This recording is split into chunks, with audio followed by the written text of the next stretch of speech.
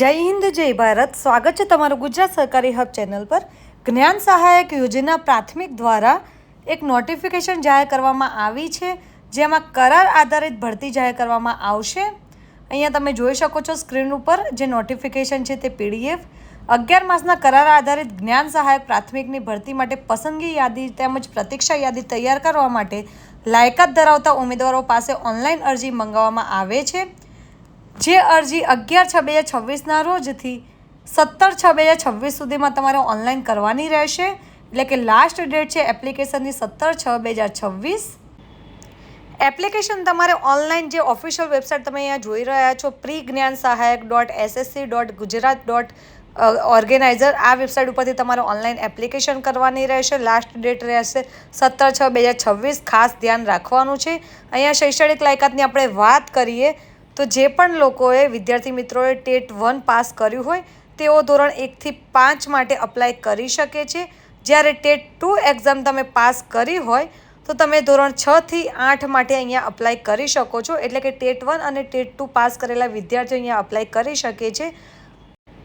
અહીંયા તમારે જે પણ વિષય કે વિવિધ માધ્યમમાં તમે નિપુણક હો તે રીતે તમારે અહીંયા અપ્લાય કરવાનું છે। ટેટ 1 અને ટેટ 2 જે પાસ કર્યા હોય તેમને ધોરણ 6 થી 8 અને ધોરણ 1 થી 5 માટે તમે અહીંયા તમારી જે એપ્લિકેશન છે તે કરી શકો છો।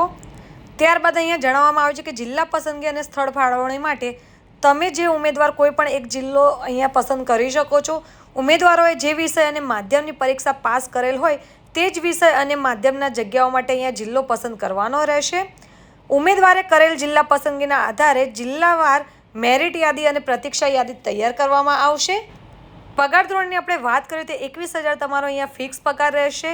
ત્યારબાદ અહીંયા ઉંમરની આપણે વાત કરીએ તો 48 વર્ષ સુધી તમે અહીંયા અરજી કરી શકો છો। જે પણ ઉમેદવારે અરજી કરી રહ્યા છે તેમને 48 વર્ષથી વધુ ન હોવી જોઈએ। ત્યારબાદ આપણે અહીંયા વાત કરીએ વધુ કે જે તમારે પસંદગી કરવાની છે તે સ્થળે તમને અહીંયા બોલાવવામાં આવશે અને તમારી જે શાળાની પસંદગી કરવાની રહેશે તેમાં તમારે જે પણ ડોક્યુમેન્ટ્સ છે તેના વેરીફાઈ કરવાનું રહેશે।